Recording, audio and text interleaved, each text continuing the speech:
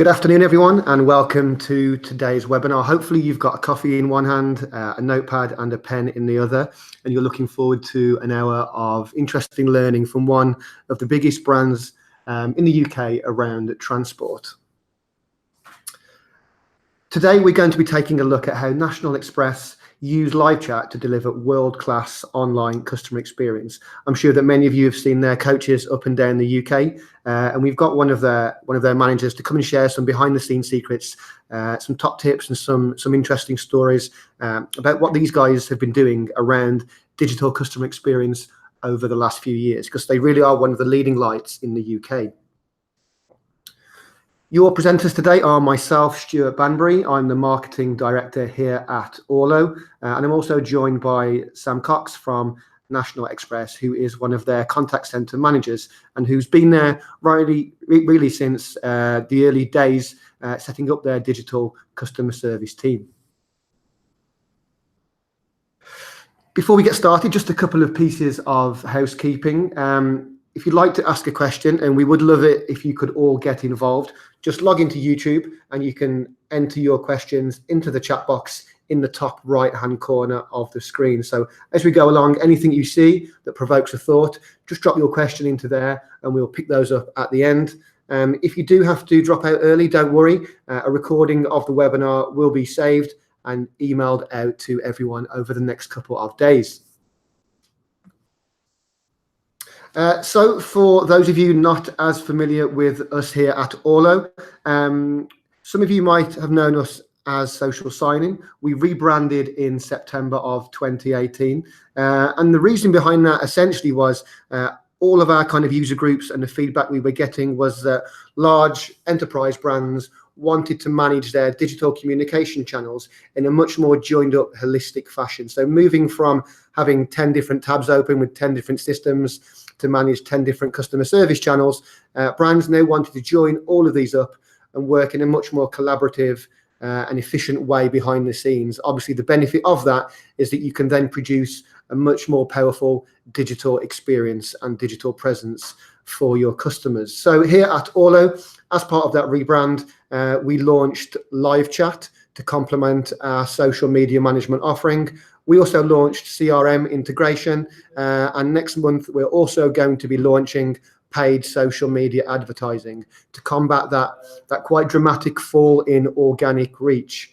But at Orlo, we're all about helping brands to create powerful online customer experiences and to harness emotional connections with their customers. And you can see a few of the brands that we work with on your screen at the moment. A few more stats on us here at Orlo. Again, a few more logos from the hundreds of brands and thousands of users that we help to create these powerful online customer experiences. We're really proud also of the renewal rate we have here at Orlo. So over 90% of our customers renew with us for years 2 and 3. And actually for me, one of the coolest stats on that screen is the 85% that you can see there. That means that of those brands that renew with us, over 85% of those go on to invest more in us in terms of products and services year on year. So that's great to see that they're getting that immediate sustainable benefit from the Orlo platform. One of the key ways we achieve that is that 2-minute response time. Obviously, communication channels like social media and live chat are such real-time mediums that we need to be able to support our customers in the moment as they're supporting their own customers in the moment. So we're really proud that we are able to achieve that 2-minute response time using our own live chat solution. And actually, if you do come and speak to us through our application using live chat, that's the very same live chat product that we sell to hundreds of brands around the globe as well. So if you do want to try it out, just come and talk to our client success team on that and you can see exactly how it works. So I'd like to start this morning with a quote. And that quote I heard a couple of years ago, but it really kind of rang true with me and has stayed with me ever since. And that is that people don't always remember what you say or even what you do, but they always remember how you made them feel.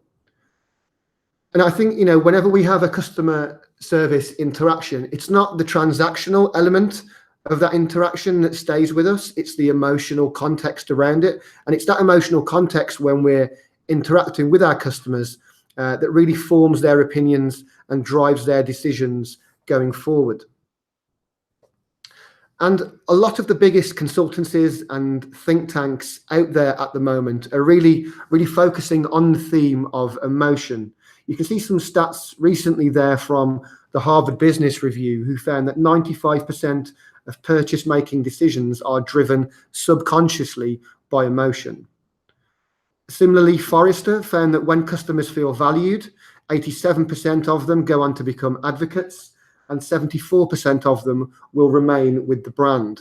And we actually commissioned our own piece of research towards the back end of last year, which was looking at leading organisations across both the UK and Europe. And we found that 86% of those leading brands consider emotion management to be a key element of their customer experience strategy for 2019. And that some of the key emotional triggers that need to be managed are things like having confidence in a brand, making interactions simple and giving customers the ability to self-serve and act independently, and also to make customers feel safe and secure.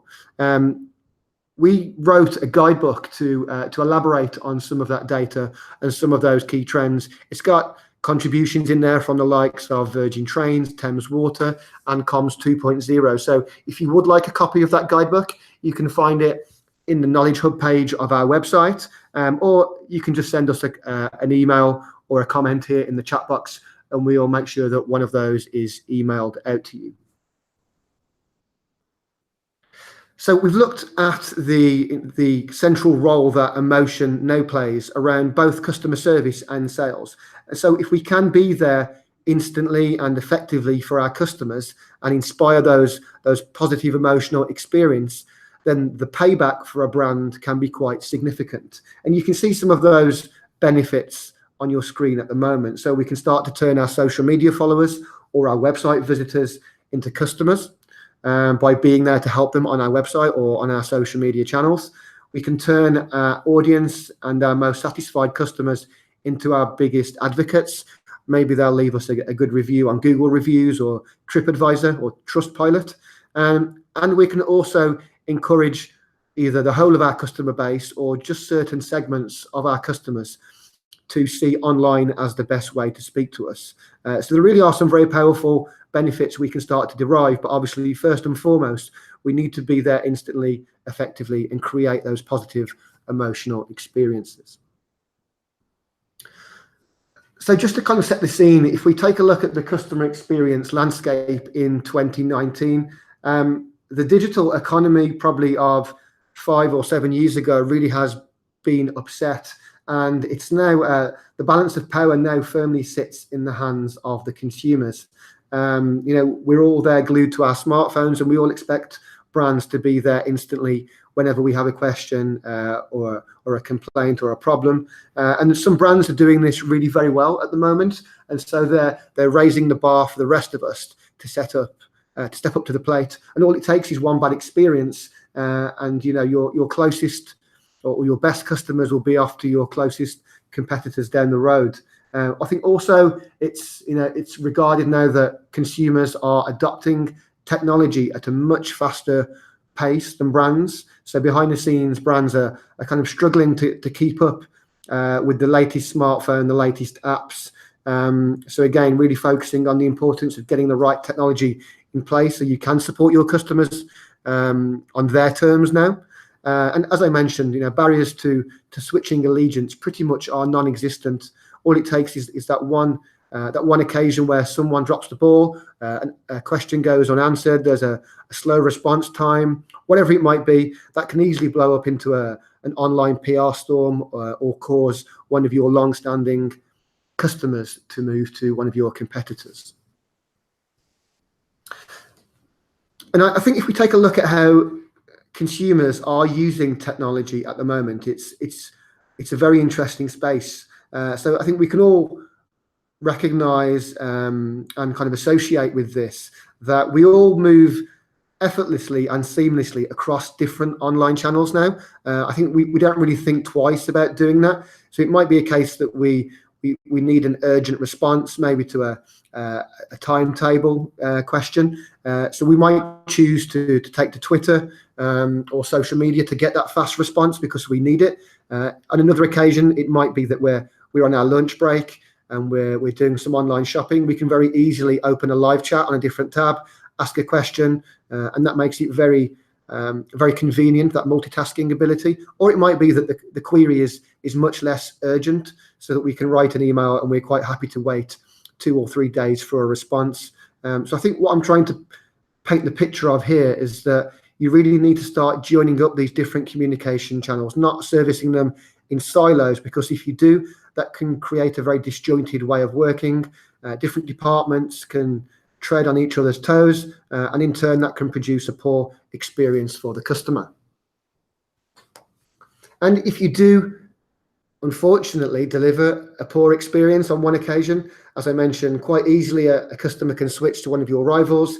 They can leave you a bad review, and unfortunately kind of peer reviews are the leading source of reviews and information that consumers buy into these days. Or again, a poorly handled online resolution in the public view can quite easily blow up into a PR storm visible by thousands of people. Which I think some of these reasons are underpinning why we're seeing such a growth in live chat at the moment. So for us at Orlo, adding live chat to our social media offering was a natural extension to what we do. They're both kind of fast, informal, one-to-one conversations. Obviously, the benefit of live chat is it can be used for sales and support, and also it's more private than a social media resolution. And we're seeing a similar trend now across lots of leading organizations who have invested and implemented live chat over the last year or so. Customer Think recently, in a piece of their research, found that 87% of businesses are predicted to adopt live chat over the next 12 months or so. eMarketer found that 63% of customers are more likely to return to a website that offers live chat. Maybe that's because they've had a fantastic piece of customer experience via live chat, and then they're very comfortable and happy to go back to that website because they know the brand will be there to support them if they get into difficulty. 51% of customers prefer live chat due to that multitasking ability that I mentioned earlier. That was recently surveyed and found by Forbes magazine. And similarly, Forrester found that there's a 48% increase in revenue per chat hour and a 48% increase in website conversion rate. So I think really kind of illuminating the fact that live chat, yes, it's a very powerful customer service channel, but equally, I know when we implemented it here on the new Orlo website, it started very quickly to drive even more online inquiries than some of the forms do on our own website. Okay, so now we've kind of painted a bit of a picture and set the backdrop to that customer experience landscape and some of the trends and opportunities and challenges that we're seeing at the moment. I'd like to hand over to Sam Cox for this next section of the webinar to talk a little bit about behind the scenes, what's happening at National Express. Thank you, Stuart. Good afternoon, everybody. So first of all, we're going to give you a quick overview about who is National Express. So we are, as a group, a leading transport provider, and we deliver services in the UK, continental Europe, North Africa, North America, and the Middle East as well. You can see some of our locations on the map there, as well as our vision. So to get us started, I'm going to give you some facts about National Express and our services within the UK coach sector. So we have over 550 National Express coaches run on Britain's roads every day. We have around 19 million passenger journeys made on our coaches every year. We serve over 900 destinations across the UK, and that includes our towns, cities and major airports. And we also operate to all major UK airports 24 hours a day. So there's a lot to take in there that we can do. So obviously we've got a customer base that's large. We need to give the best customer experience to them that we can. So as a contact centre, we used to focus predominantly on inbound telephone contacts, as this used to be the most popular way to seek help or advice from a customer perspective if face-to-face wasn't available. But in our industry of public transport, it also used to be the most popular way to make a booking. Over time, though, these contact methods have also now included email, social media, and live chat. We also had multi-skilled advisors who could do all of the duties rather than just focusing on one. So, for example, they would do calls and emails and live chat and social media, and they would jump from one contact to the other and would potentially go from long periods of time in between handling a particular contact. This obviously is less than ideal. There was no experts and things could easily be forgotten during stints of not practicing a skill. It also made it very difficult for us to monitor productivity, so KPIs were harder to track. Then, fortunately for us, we made the best decision we'd ever made and we formed our digital contacts team. So we took 16 of the top performing advisors, joined them together and created our dream team. The advisors now focus solely on emails, live chat and social media. Trustpilot now falls under their remit too. And the CSAs underwent thorough training to really hone their skills for each contact. So on top of that, we streamlined our processes and we monitored performance stringently to ensure that output was maximised. We had KPIs for each channel and we worked hard to achieve them as a team. The advisors' skills were broad in relation to customer service, but we channeled them to improve their digital customer service skills, and that included tone, clarity, and of course the danger of the written word being misinterpreted, as well as the difference in approach for each channel, because not all are the same. Social media was actually new to the majority of our digital team when it was formed, as it had sat elsewhere in the business prior to the team forming, so gaining buy-in was key. People often ask, how can you ensure that you get the buy-in from the employees when new channels are rolled out? And in short, the best way I can say it is to communicate with them. I took the team on every step of the journey with me, giving them updates, asking their opinion to commence relevant conversations. I provided relevant training so they were equipped to do the best job. And perhaps the most important aspect, praised positive behaviours. So reward and recognition goes a long way to keeping employees bought into a new element until it becomes second nature. So why is there a need then for more contact channels, especially of the digital variety? And what triggers customers to seek online help? So with customer expectations then, they're now wanting help at their fingertips and they want it immediately as soon as they require it. If they go to a website and they can't find what they need almost straight away, they will look for someone to give them the information. Tracking of our FAQs online show us that our most popular questions are easily searchable, but are often asked of our advisors too, and that's across multiple channels. This leads us on to another expectation that customers are displaying. They expect multiple options to be easily accessible for their own preference and convenience. So like Stuart was touching on around, on your lunch break, it's quite easy to open another tab and have a live chat and then continue shopping also. In relation to the digital demographics, we're now seeing older generations of people are using digital platforms and options, starting, of course, with websites. Common practice for companies is to put their other contact channels on their website. So if the link for web chat is there and they can't find the information they want, they use it. We are seeing an instrumental desire for independence through older generations with digital platforms, and we have to accommodate this and nurture it. A further aspect we've encountered is non-English speaking customers using web chat to enable a translated conversation to take place. This saves the customer the cost of expensive international calls and the awkwardness of the language barrier. Really helpful for a company like ourselves that are worldwide. You can also see that I've dropped a cheeky little picture in there, and that's because I'd like to share a really simple secret with you. Digital customer service demands are high, and all of these demands give you a perfect platform to be able to prove just how well you can do it. And in 2016, alongside Orlo, I'm pleased to say that the digital contacts team at National Express did just that. And we were fortunate enough to win the Digital Customer Services Team of the Year 2016. So aim high, guys, because you can achieve as much as you want to. So in relation to customer care on live chat then, there are vital points to remember, and maintaining a high level of customer service is key. You can read a smile just like you can hear a smile on the phone. And please don't fear the emoji, embrace it. I promise you they are your friend. Patience is crucial on web chat, As in our industry, the customer is likely doing something else online while waiting for your reply, or indeed following instructions that you've just given them. For example, how to do something on our website. As mentioned previously, older generations are using this more and more, and they may need more time to explain their issue or question. This ultimately could result in closing an online sale that could have previously been lost, so there's revenue benefits in it too. As per any contact channel, we needed a KPI to monitor performance in live chat. Whilst average time to respond was an MI being adopted by a lot of other businesses, we took the lead on measuring the amount of chats missed.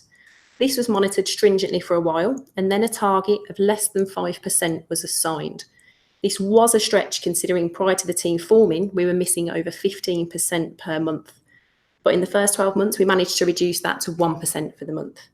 Our average for 2018 was 3%, so we are continually performing well, I'm pleased to say. Furthermore, to ensure we are delivering the right level of service and not just firing through chats to ensure that we miss less, each advisor gets 1 chat marked per month, and that's against a set quality criteria that goes towards their bonus scores for the month.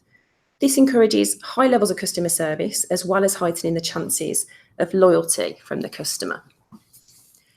Of course, the added bonus to web chat is you can serve multiple customers at once, and this helps limit the wait customers have to receive the help they need. As we mentioned earlier, everybody that wants help needs it there and then. Exactly how many customers one advisor or agent can handle does vary from company to company on live chat, but here at National Express we do a maximum of 3 to heighten the customer's experience.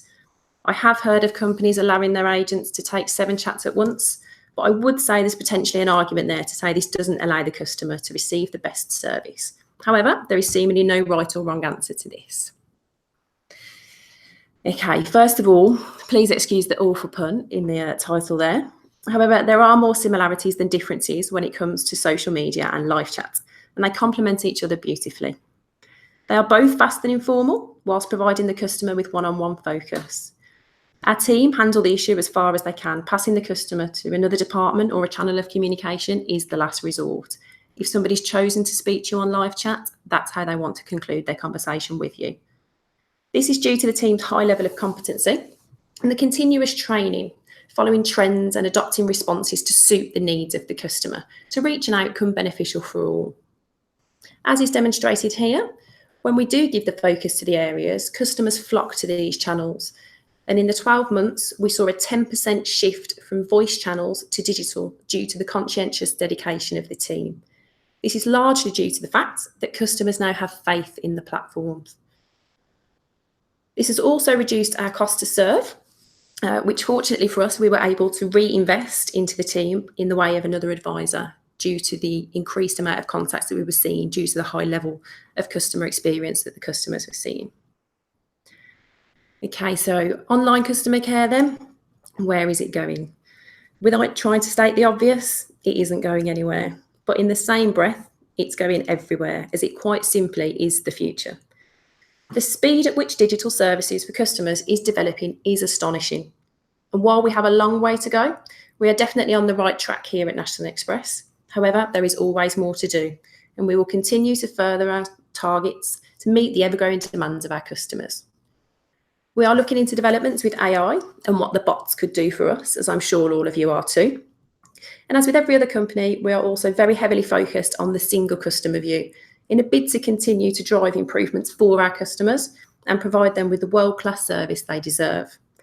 We will continue to push our targets as our customers will continue to demand a better service from us, and so they should. We can't wait to see what the digital future holds for customer service and are excited about what we'll be able to deliver digitally in the future.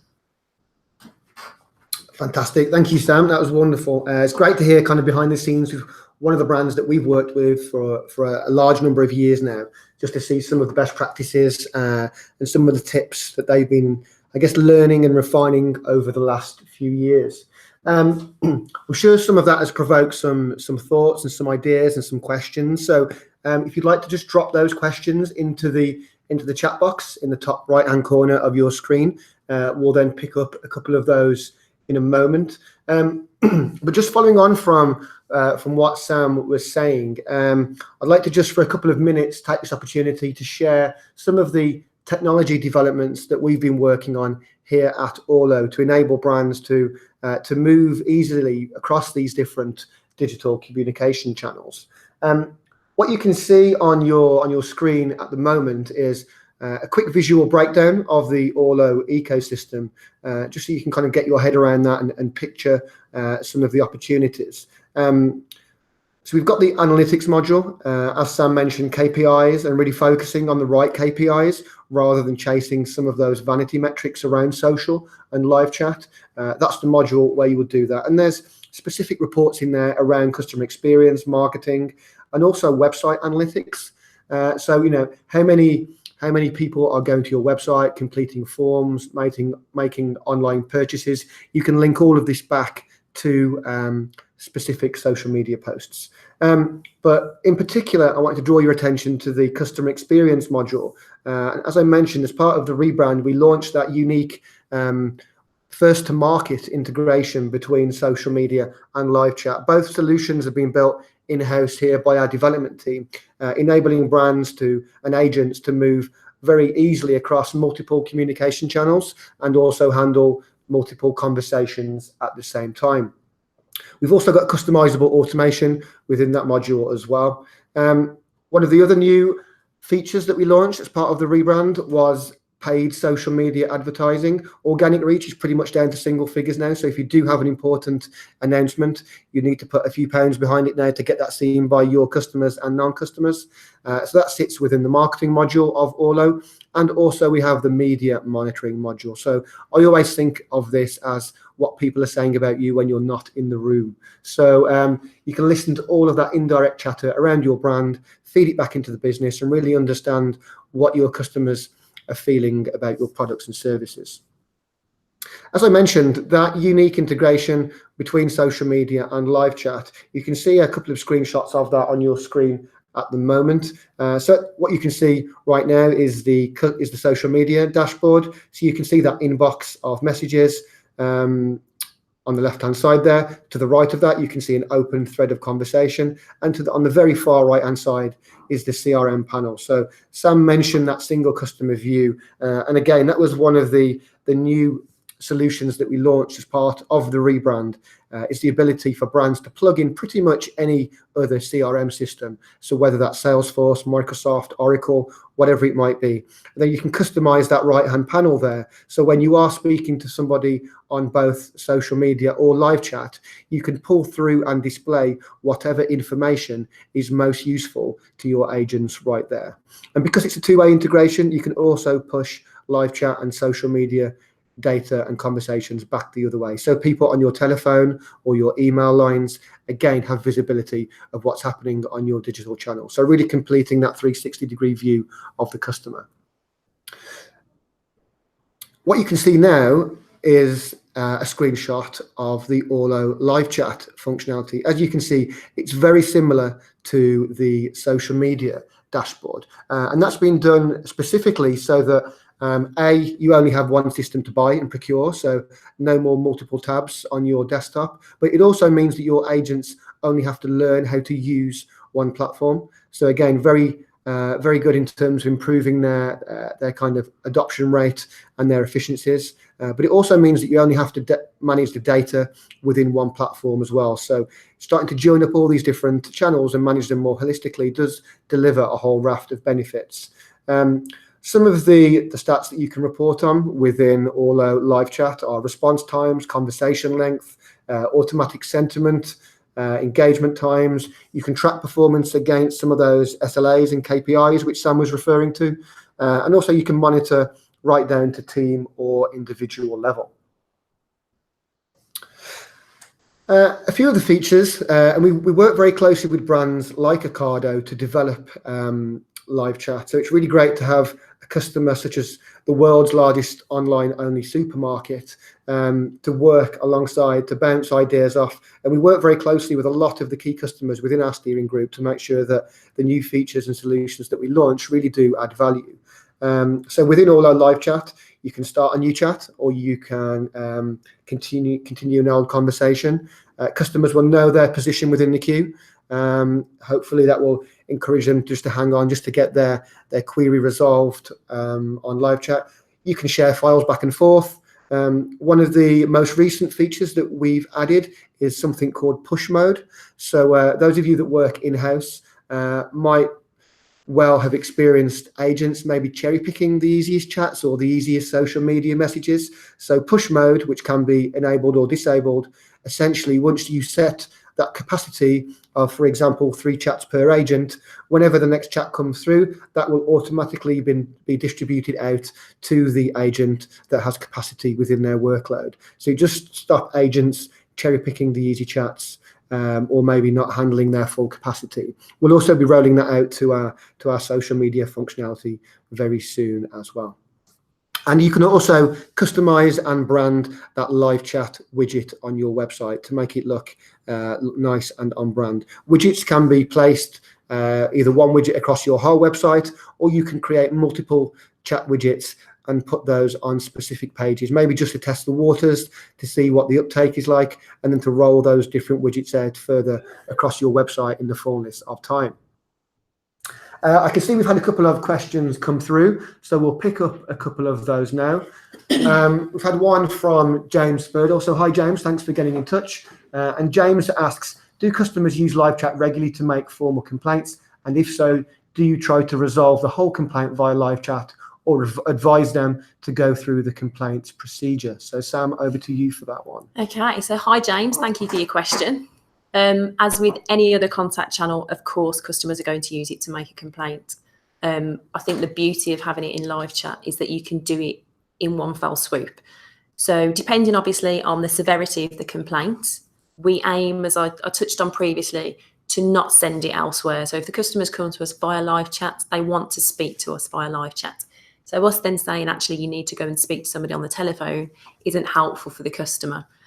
So if we can resolve there and then, we will. If not, what we will do is log it for them and we will get back in touch with them.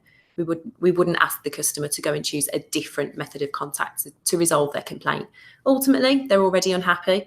And Stuart made a really good point earlier around the emotion of customers now.